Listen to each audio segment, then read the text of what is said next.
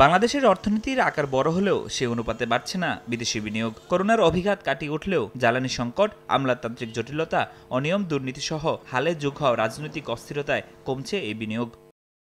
গণ অভ্যুত্থানের জেরে ২০২৪ সালে বিগত ৩ বছরের তুলনায় সবচেয়ে কম বিদেশি বিনিয়োগ এসেছে, পরিমাণ $১২৭ কোটি, যা ২০২৩ সালের তুলনায় ১৩% কম। সম্প্রতি জাতিসংঘের বাণিজ্য ও উন্নয়ন বিষয়ক সংস্থা আকসটাডের প্রতিবেদনে এ তথ্য উঠে এসেছে। বিনিয়োগ কমাকে আশঙ্কাজনক উল্লেখ করে বাংলাদেশে বহুজাতিক প্রতিষ্ঠানসমূহের শীর্ষ সংগঠন ফিকি বলছে, বিশ্বাসযোগ্যতা, বিনিয়োগ নীতিমালার অস্থিতিশীলতা ও সক্ষমতার অভাব এর পেছনে দায়ী। কমাটা আশঙ্কাজনক, এমনিতেই কম, তার উপর আবার কমছে। আপনি দেখবেন যে আমরা হয়তো কখনো বলেছি যে আমি এই জায়গায় এই ট্যাক্স রিবেট দিব, আবার সেটা দেইনি।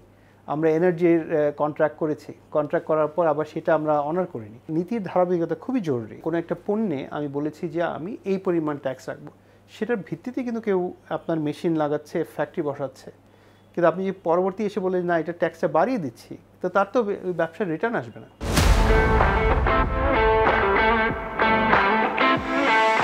দক্ষিণ এশিয়ার দেশগুলোর মধ্যে বিদেশি বিনিয়োগে পিছিয়ে আছে বাংলাদেশ। বিনিয়োগ বাড়াতে সামষ্টিক অর্থনীতির স্থিতিশীলতা, রিজার্ভ পরিস্থিতির উন্নতি ও বিনিয়োগকারীদের প্রয়োজনীয় সহযোগিতা নিশ্চিত করার তাগিদ অর্থনীতিবিদের।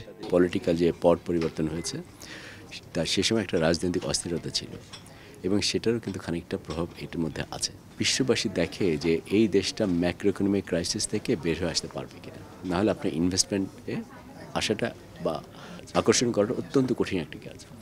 এবং এটার সঙ্গে দেখুন, যদি এরকম অবস্থা থাকে যে আমার ব্যালেন্স অফ পেমেন্টসে সমস্যা আছে, বিশেষ করে আমার রিজার্ভ কমে যাচ্ছে বা রিজার্ভের উপরে চাপ আছে, এরকম দেশকে বিনিয়োগকারীরা সাধারণত এড়িয়ে চলতে চেষ্টা করে। পাকিস্তানে কিন্তু অনেক ইনভেস্টমেন্ট আসে চায়না থেকে। চায়না বাংলাদেশে ইনভেস্ট করতে চায়, কিন্তু সেই ইনভেস্টমেন্টটা হয়তো আমরা এখনও যথাযথভাবে আকর্ষণ করতে পারছি না, কারণ এখানে আমাদের প্রস্তুতির অভাব আছে। বিগত ৬ বছরের মধ্যে ২০১৯ সালে সর্বোচ্চ $১৮৫ কোটি বিনিয়োগ পেয়েছিল বাংলাদেশ। ফরহাদুর রহমান, সময় সংবাদ, ঢাকা।